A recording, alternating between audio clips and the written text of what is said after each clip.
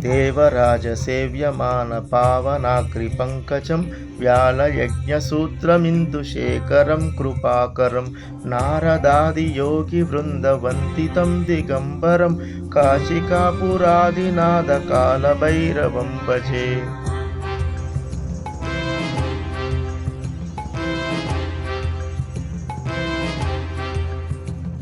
भानुकोटिभास्वरं भवाब्धितारकं परं नीलकण्ठमीप्सितार्थदायकं त्रिलोचनं कालकालमम्बुजाक्षमक्षशूलमक्षरं काशिकापुरादिनाथकालभैरवं भजे।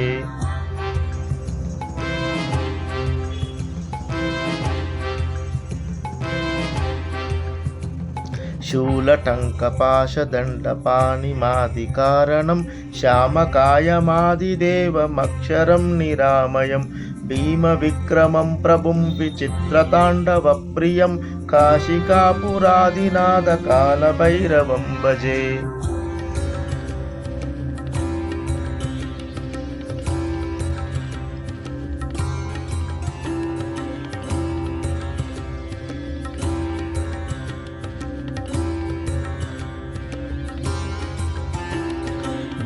मुक्तिदायकं प्रशस्तचारुविग्रहं भक्तवत्सलं स्थितं समस्तलोकविग्रहं निक्वनन्मनोज्ञहेमकिङ्किणीलसत्कटिं काशिकापुरादिनाथकालभैरवं भजे।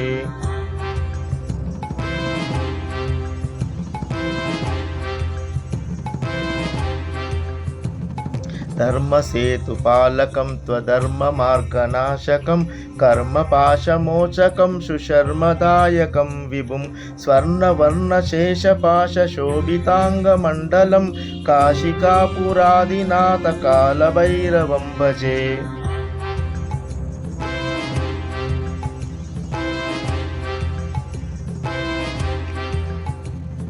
रत्नपादुकाप्रभाभिरामपादयुग्मकं नित्यमद्वितीयमिष्टदैवतं निरञ्जनं मृत्युदर्पनाशनं करालद्रष्टमोक्षणं काशिकापुरादिनाथकालभैरवं भजे।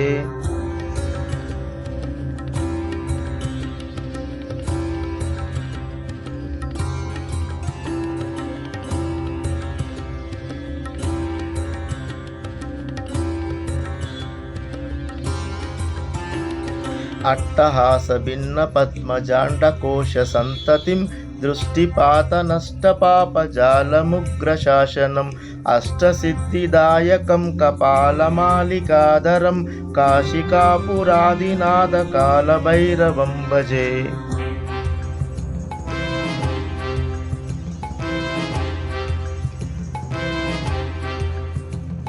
भूतसङ्गनायकं विशालकीर्तिदायकं काशीवासिलोकपुण्यपापशोधकं विभुं नीतिमार्गकोविदं पुरातनं जगत्पतिं काशिकापुरादिनाथकालभैरवं भजे।